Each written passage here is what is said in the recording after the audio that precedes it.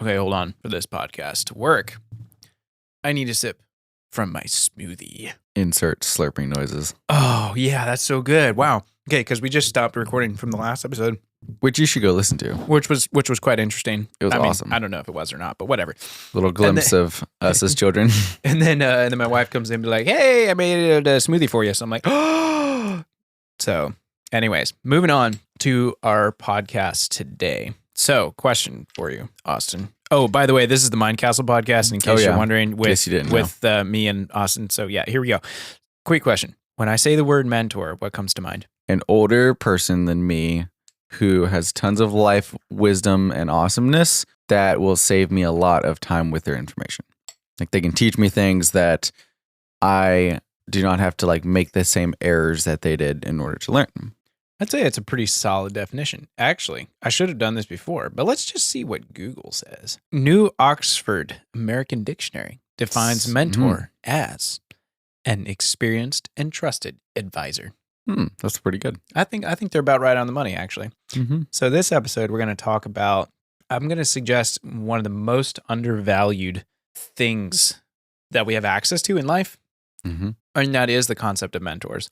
And when I say mentors, I think people, maybe we've lifted it a bit too high. Is like, okay, isn't it Tai Lopez who's all about mentors? He's like, do you have a mentor? Well, do you have a mentor? Can I be your mentor? He's all about like mentors. I would love for him to be my mentor. I mean, yeah. So Tai Lopez has kind of become a meme anymore because he's all about knowledge and mentors. It's kind of the things he talks about. Anyways, but I think people have a bit of that concept in their heads, or maybe they lift it to this really high bar. You need to have a mentor, which means you meet with them every week and you do all this stuff and it's like a lot of work.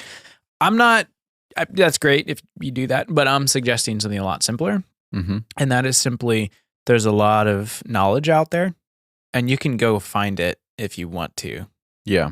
Like asking for advice from people is one of the most underutilized things. I don't know even the right word for it. Simply saying, hey, here's someone I know who has done really well in this area of life. I would like to get better in that area of life. So you call them up and say, can I have 15 minutes? Or can I grab lunch with you? You'll be shocked how the ROI on that, the return on investment of that is absurdly high. Yeah. I don't know. Yeah, you have something you want to add on that. Right. Well, and I think so there's maybe two aspects of this. There's the aspect of like, have a mentor, have someone who is dedicated. You are dedicated to meet with them and exchange ideas on a semi-regular basis. And it's someone that knows you and you know them.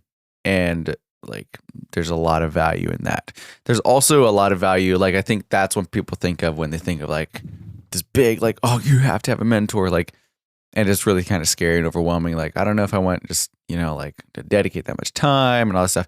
There is another aspect to it of just like asking questions to people that you look up to or people that you respect or that you want to learn things from. And for those people, it might not be a like dedicated, like they are my mentor.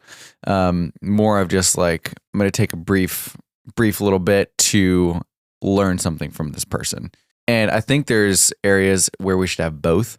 But I think that there is no excuse to not have the latter, where we just like are curious and we're willing to ask questions, like willing to be the idiot in the room kind of thing, where it's like, be willing to ask the dumb questions that like, maybe it feels like you should already know, but you don't. Like, just be willing to be ignorant, be willing to be an amateur, be willing to learn and just sit there and listen to their answer. Apply it to your life and see how it fits. See what you can learn from that. And we can do that with all kinds of people. We can do that with someone we meet. Like, you can do that with someone you just like randomly meet. Like, I've already done that at like Bible school, and I like sit down for lunch and I'm across from one of the teachers. I'm just like, hey, like, what about this and this and this? And then just let them sit there and talk. Because if you ask them questions about things that they enjoy, chances are they're going to enjoy talking about it. And you're not going to have to do a whole lot of the conversation. You just sit there and listen. And you get to take in years and years and years of experience. And that's pretty awesome. And I don't think we should ever make an excuse to not do that. this idea of, like you said, being curious. I think there's something in us as humans that we don't want to look like we don't know. Yes, no kidding. So when you're sitting, like, I don't know what kind of work you do, listener, but mine often involves meetings and discussing things with people, and you'll have someone bringing a report on such and such is happening in this place and blah, blah, blah. Oftentimes, if I'm not really fully up to speed on what it is, I'll be missing some details, some critical information, say. And I could look like, quote unquote, an idiot when I say, I don't understand that thing, even if it's like, sometimes it's really basic stuff that I probably should know. But I found people don't mind when you do that. Like, they're not judging you saying, wow, man, he's just clueless, or the poor guy, they're over there be like, oh, wow, he's engaged. He's paying attention. He doesn't fully understand that. Maybe I could have described it better. Here, let me explain it to you. People like typically don't mind at all. And we've gotten ourselves, us as human beings, get ourselves in trouble all the time by not asking those questions because we don't want to look silly. Nobody cares, honestly. Like, really, truly, it comes back to, we'll do a whole episode on this sometime, but the spotlight effect. Oh, yeah. The term in psychology that came out in the year 2000, where this idea that everybody's looking at you and judging you and paying attention to everything you do and like, whoa, he looks like an idiot. That is not true. People don't really do that because they're so worried about their own problems. Right. So when you come in and ask maybe a silly question, which I don't even believe there are silly questions, but anyway, if you think it's silly, they're not going to immediately be like, well, yeah, what's wrong with him? That's not how people think, and even if they do, who cares really, honestly? Like, take the time to actually learn stuff. So that's the concept of getting mentors, like asking for advice. A really simple, practical one that can change your life is the area of finances. Your concept of finances is determined so much by how your family talks about money. And so you end up with an extremely narrow view of how money works and how to manage it. Extremely narrow. Because typically money is, it's just kind of this private thing. We don't talk about it. So it's not like you bump up with your friends and be like, what's your management strategy? What's your investment portfolio? Like, we don't do that typically. I mean, I kind of do that now, but typically that's not how we roll. And so we end up getting kind of clammed up and we don't understand of other ways of doing it.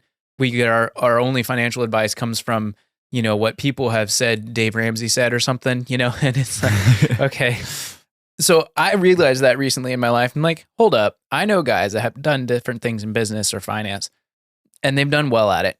I'm going to call them and be like, can I meet with you? And I did. And within like 20 minutes, the guy completely blew my brain on how money works. Like, it was crazy. I'm like, how did nobody ever tell me this about management and finance, as far as, where to invest certain things and how your assets should be managed and leveraging things, all this stuff. I'm like, I've never even heard these terms. I have no idea what you're even talking about. So I had to be a little bit of that idiot in the room where I was like, dude, I don't even know what that is.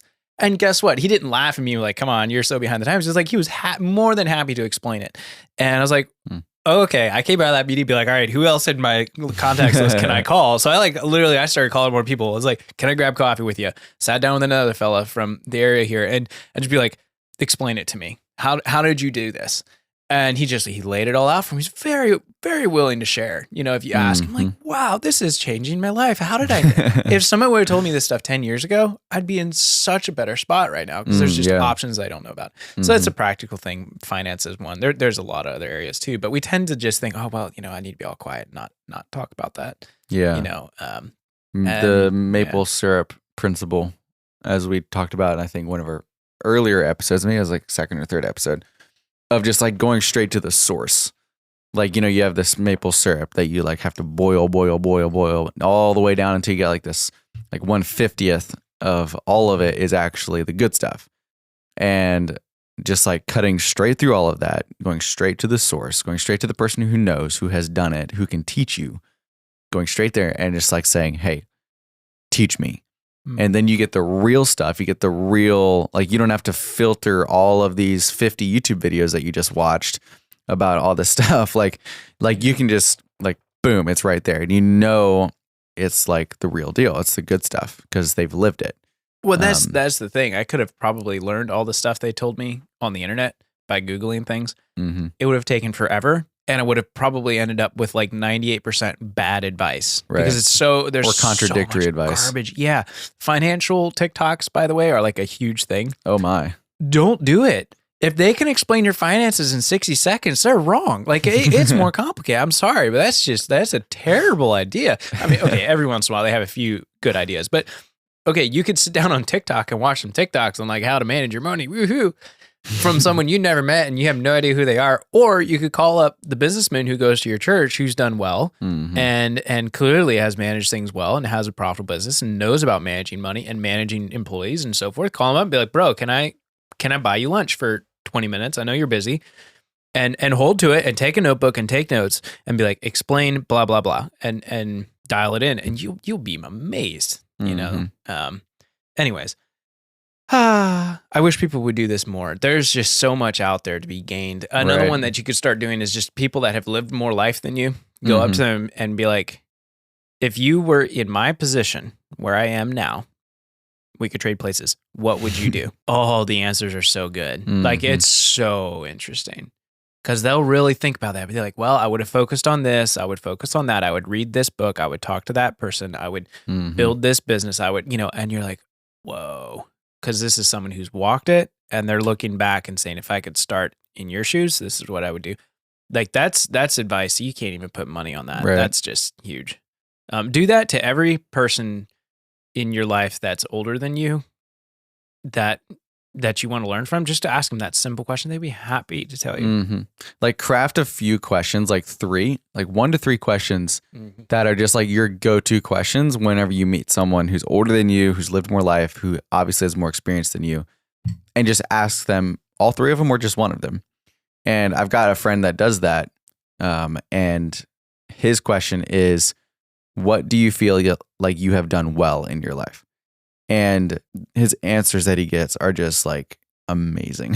Like that is a good question. He's gotten so much wisdom from that. And he just asks everybody that. Like he asked me that. He asked like just people in his life that he's like, like you obviously know things that I don't. Like what have you done well in your life?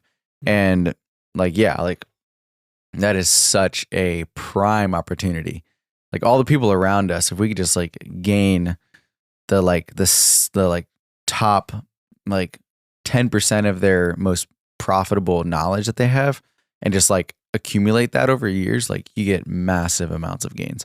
And even the best in the world have mentors. If you look at some of the most successful, like the best, like the best volleyball coach, like the National Olympics volleyball coach, he has a mentor. And he's the best of the best. He's the best in the world. Tony Robbins has a mentor. Multiple mentors, best in the world at what he does. And you just look at all like businessmen have, like all of these people, they see the value of that. And that's really, really important. And another aspect of this that I think we should definitely touch on is having mentors that can't say no to you, as in like reading their books, gaining that knowledge through like, even from like, you can have a mentor that lived 500 years ago, that sort of thing. And like, that's another really, really powerful aspect of this. There, you can't necessarily ask them questions, but you can oftentimes, if you read their books, you can at least see what was most important to them. You can see the way that they lived their life. You can learn the lessons that they can teach. And I think that that's another area we should never have an excuse. If you like, the one thing that you've always said that stuck with me is like, when I'm thinking about buying a book, you're like, that $10, $20, if you get one idea that changes the course of your life in the next 20 years, it's worth it. Hands down. Boom. Yeah. Oh, for sure. And I just like, yeah, that's, we need to be more apt to jump on that. Well, and like a good example, I'm reading Marcus Aurelius's Meditations right now. So he was a bit of a stoic, interesting fellow. Very interesting. He was the emperor, leader of the Roman Empire in like 300 AD, I'm going to say. So 1700 years ago. And it's his personal notebook, never intended to be published, his personal notebook of advice to himself, like trying to keep himself on the correct path. So you're talking the most powerful man in the world at the time, who was trained in the best schools at the best blah, blah, blah, you name it. He's emperor. He grew up in this ecosystem. He knows how it works. And he's distilling the very best that he has to keep himself on track and to stay stable. And he lived through some bizarre, really difficult stuff with his empire. Like they had a bunch of barbarians attacking in the north. So he was up there leading armies, and then he comes back and the government's trying to split and kick him out. And he's got just insane stress in his life. And this is his book explaining how to hold it all together. Yeah, that's worth $9 on Amazon. I mean, like, obviously the guy has some philosophical things that are a bunch of bogus, but like, wow, why would I not? That's amazing. You know, and you can get really good readable translations. It's a short book, it's like 100 and something pages. And I've just been taking little chunks at a time. It's like, that's what's going through the Emperor of Rome's brain as he's experiencing these things. That is so interesting. Like that's so worth it. There's a podcast that I recently found, but basically the whole thing is very short, 7 to 15 minute episodes, at least the ones that I listen to. And he goes through that book chapter by chapter, or like Stoic idea, like the premise of each chapter at a time, and breaks it down and says, what does this actually mean? And Ryan Holiday. Yeah, if you get a chance, that's fantastic place. Yeah, like the Stoics is an interesting philosophical school. It started in ancient Greece and was really popular in Rome and stuff. And Ryan Holiday's written a number of books on it. And they're really interesting books. They're really, really interesting. Obviously, it's a secular philosophy that has some really interesting and good things to say, some other things that are way off the rails. But yeah, Ryan Holiday's work is really... He's a good way of really breaking it down. Yeah, well, that was that trilogy of books I had over there. We actually did an episode where we covered... the sum of the book, Stillness is the Key. Yes. Same guy. Oh, okay. Yeah. Very popular blog and stuff. Very popular. Okay. Yeah. Every book he's written was a New York Times bestseller. Oh, wow. So yeah, he's That'd gotten, be nice. Yeah, he knows what he's doing. Yeah, good stuff. Yeah, it's worth looking into. And again, because you're reading and hearing how people were wrestling with life thousands of years ago, all the way up to today. And it's so funny. You look at someone like Marcus Aurelius. He's dealing with the exact same things we're dealing with right now. Right. You know, it's so funny, obviously at a very different scale, but it's just like, this guy, I can relate to this guy. Like if we would meet, you'd be like, I could actually relate to this fellow, which is wild to think about, but it's actually really cool. Anyways, so not sure where we are on this length on this podcast. We should probably start winding it down, but before we do, back to the idea of mentorship. Yes. I just happened to conveniently. You didn't see this coming, but I just had this conveniently sitting there. A very massive tome of a book. This 600 pages to be exact. It's what? I think 600 pages or 500. Let's see. 576. 598 pages, but they're like So the close. large edition pages. This isn't like a Yeah, they're a little bit thicker. like a pocket size here. So this is by Tim Ferris. It's called Tribe of Mentors. It literally is an encyclopedia. It's like to look like an encyclopedia. It's that big. Tribe of Mentors, short life advice from the best in the world. So for those of you who don't know, Tim Ferris, very popular in like the whole productivity and making your life work scene. He wrote the 4-Hour Work Week, which we'll get to at some point. We will review that book. It's fascinating. There is a lot of interesting, really good stuff. There's also some stuff in there that we disagree with, but hey, we'll get to it. So he started a podcast after that first book got him like stupid famous. He was so famous he could call up people like, I don't know, like former presidents and senators and like huge best-selling authors and say, hey, you want to come on my podcast, Tony Robbins? And they'd be like, sure. And so he got to interview the best in the world over a number of years. And this book is compilations of what he learned and like what they said. So you go through this book and it's just like, you want to learn from the people who have achieved incredible things with their lives. Here you go. And it's fascinating, like really practical stuff. So like one thing he asks a lot of his guests is, in the last 6 months, what's one thing you purchased for $100 or less that changed your life? And it's so interesting because it's so relatable. And someone will be like, bro, you wouldn't believe this really awesome book or this really good cooking technique that I learned. Or like the one guy was like, dude, my Bose headphones changed my life. The noise canceling's amazing. He said, everybody should buy them. He's like, how did I not know about that? That's where I found out about Bose headphones. And I bought one and it changed my life because I fly a lot. And it was like, oh my goodness, like I'm so much better as a result. So it's full of stuff like that. Now, obviously, secular books, so there's some language and jazz in here that's really lame and stuff. But it would be really fun to just go through this whole thing because I have a bunch of notes from it. But I think we'll hit maybe just like a little taste. And then maybe we'll do a follow-up on this and actually go through this. So I have so many notes from this, but okay. So little things like this. I think this is in the introduction. Life punishes the vague wish and rewards the specific ask. After all, conscious thinking is largely asking and answering questions in your own head. If you want confusion and heartache, ask vague questions. If you want uncommon clarity and results, ask uncommonly clear questions. Mm-hmm. Like, what a great place to start. Oh, yeah. It's like that's like the starting place for the rest of his book, basically. And then he goes on, says, the disease of our times is that we live on the surface. Yeah. Ouch. Very true. Very true. He interviews Susan Cain, who wrote the book Quiet, which is a really good book, by the way. Here's the part I didn't understand.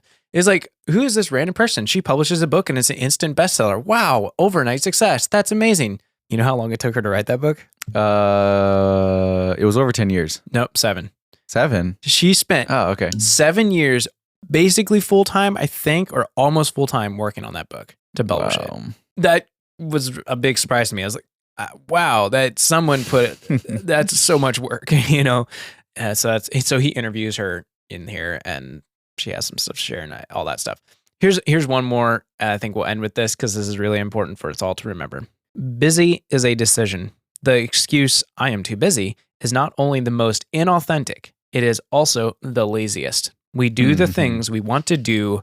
Period. Yep. Yeah, he's right. Now, I know there are things in life that are outside of our control. They're not saying that.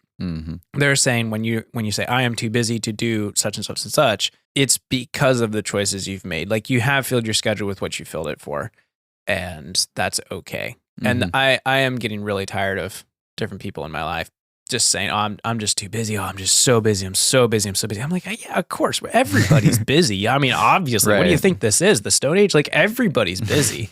You know, it's not a good metric. It doesn't matter. Everybody's busy. Like Elon Musk talks about, I'm going to rant just a little on Elon Musk. He talks about how he works so hard, which is true. The guy works like a crazy man. He works insanely hard. But then someone said on a podcast, they were making the same point. I think it was Jocko Willink or something, making the same point about busyness being a decision. He's like, well, yeah, Elon Musk is busy, but so is the guy managing the Dollar General down the road. He's probably putting in 18-hour days too. Well, who's more busy? Well, I mean, it's the same deal. Like or the single mom who's working 3 jobs to pay the rent. She's probably more busy than Elon Musk. Much more stressed. And way more stressed. And here everybody's lifting up Elon Musk is like, whoa, wow, look at how busy he is. That's so awesome. No, it's not. It's just that's what he chooses to do. Right.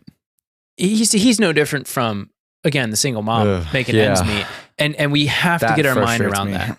We have to get our minds around that because we have this aurora that busy is good. And in some ways it is. You want your life to count. You know, don't waste your time. That's dumb. But yeah, we at the same time, we lift people like Elon Musk up on a pedestal because of his work ethic. And I'm like, but there's a lot of other people that we don't lift on a pedestal that are working just as hard. Right. You know, that are just trying to make life work. And I'm basically saying, let's be careful how we talk about these things. Right. Right. Especially relative terms like that. Like, that's a completely subjective term. Like, busy is? Busy is. Yeah. You busy, me busy. Like, you know, there's no metric or gauge for that other than maybe like the hours that you put in a day or how much sleep you get or whatever. It's like, that's not like no one. I only sleep 4 hours a night. Yeah, let me just busier than you. Let me just burst your bubble here. No one cares. Well, and actually, like, really hate to break it to you. Actually, insecure people do care. Okay, that's true. But like the people that actually, care, or that how do I want to say this? The quality people that have accomplished things that are achieving things, they're really not going to care. Like they're the people that those are the people that you want to care, but they're not going to care. The people on TikTok that are like saying, "Oh wow, like I can't believe you work this much," or like they're giving you all this whatever because they see this little snippet that you work X number of hours, or you're getting after 4 hours of sleep or whatever. So you might get a little bit of feedback and praise from something like that. But the people in like this book, they're gonna laugh at your face. Like they're gonna look at your busyness or your work ethic or your whatever, and they're gonna be like, "Psh, you think that's work? Like, dude, come on." Or they're gonna, like, something Tim Ferris says is he's like, I'm really not that like busy. He's like, like in one of his videos, he's like, the film crew is here and they're probably like, man, this is the guy that wrote the 4-hour work week. He's like, I'm just like bumbling around doing stuff, just kind of, with this or that. He's like, I'm not really efficient. He's like, but I know what's important and I do what's important. And it's like, that is that is a huge aspect of this. It's like busy is not a good metric. Are you doing what's important? That's a metric. Which is foreshadowing for an episode we're going to do at some point about the number 4,000. Yes. Oh, I'm actually really excited because the number 4,000 really plays into this. Oh, and now you're all wondering, what does the number 4,000 mean? Well, we'll talk about it. It's fascinating, and it has a lot to do with this, and we'll hit that in a separate episode. But Yeah. I do have a lot of people actually come up to me. I was just at church this last Sunday or something. I think it was. Someone's like, "Man, yeah, wow. Hey, I'm feeling for you. I know you guys are really busy right now. There's just a lot going on, and that, and I was like, well, I appreciate that, but I actually don't feel that busy. Mhm. Like, I actually kind of pushed back against that. I was like, no, like we're doing what we chose to do. It's okay. Like, it's like I made these choices, and I don't feel that particularly busy. I think it's because I do have a lot of stuff getting posted to the internet in a given week. Mm-hmm. And people just assume you must be running around like a madman. Mm-hmm. And I've really tried to get away from that. And there are weeks that I am extremely busy. This is actually one of them. But I don't tell people that. Like, it's like, okay, whatever. Like, you don't flaunt it. Like, it doesn't matter. Like, it doesn't matter. It's just, oh yeah, hey, I can't really fit it in this week. But I don't need to tell them, oh, I'm sorry. I'm just so busy. I can't do it. And you don't have to be like, oh, I'm so busy. Like, man, 25 people called me in the last hour. Like, oh man, it's just like that's throwing your weight around, trying to gain significance off of it. And I'm just like, that really bothers me when people do that. Well, it's also lifting up the wrong metric, because life is not about how busy you can be. Right. Or I mean, that's not healthy even. Maybe this is kind of the other extreme, but I really, really honestly and truly gauge a lot of my productivity and efficiency in life off of how much free time I have. Like, off of how not busy I am. Well, so that's one way of doing it. Another metric is simply gauge your productivity, not off of how busy you are, but off of how much you actually accomplish. Right. That's another aspect of it. Somehow we messed up. The whole definition of productivity is how much you produce. Like, that's literally what the word means. Right. But we've now started defining it as how busy you are. How much you can fit in. Being busy does not mean you are being productive. Right. It often means that you're not being productive if you're busy. Productivity, strictly by definition of what the word means, is actually how much you accomplish. Right. If you're accomplishing stuff, and this is the whole premise of the 4-hour work week, if you're able to accomplish it all in 4 hours a week, great. Like, why work 60 hours a week? That's really kind of dumb, and that's what we have got to get back to, what this actually means. Right. And it fits right in with what you're saying. It's kind how of much free time you have. It's a similar metric. Yeah. How much free time is actually a good symbol of you are being productive because you've used your time efficiently. Now you have free time. Mm-hmm. Absolutely. Yeah. Yep. It always bugs people whenever I tell them that, because I like to, people that throw their weight around, they're like, oh yeah, like, man, I've been working 14-hour days all last week. I'm like, yep, I worked about 14 hours all of last week. And they're just like, come on, they're man. just like, you see, like, have you ever told someone something and you can see them searching every quadrant of their brain? It's like, I don't know where to fit this. It's like, that's an unusual box. But it's because our culture does lift up, and it comes out of the Industrial Revolution, really is where a lot of this started, but it does lift up how much you can get done. And that involves being busy. And, that's not all bad. I want to be careful that we're not saying, just be lazy. No, being lazy is really not smart. You know, don't be lazy. You will regret that one day. You'll be 90 and you'll look back at your life and be like, wow, I wasted those years. Yeah. But at the same time, just working all the time seems kind of silly. Like to actually live life. You got family, you've got, friends. And I feel like, anyways, we're getting a little off in the weeds, maybe. Yeah, a little bit in the weeds. One last thing I want to add. Okay, so quick. Back to busyness as a choice, because this is where this all started. Right. We're going to visit some family here soon. And I talked to a friend out there and says, hey, yeah, we were hoping to get together with so-and-so that weekend because it's been a while since we've seen him. He's like, oh, okay. Hey, just so you know, they're moving houses. Like, they got a new house Saturday. They're moving that day. So, I don't know. So I was like, oh, I'm sorry. I didn't know about that. So I messaged him, say, hey, don't worry about it. I hear you're moving. Instead, we're going to come help you move.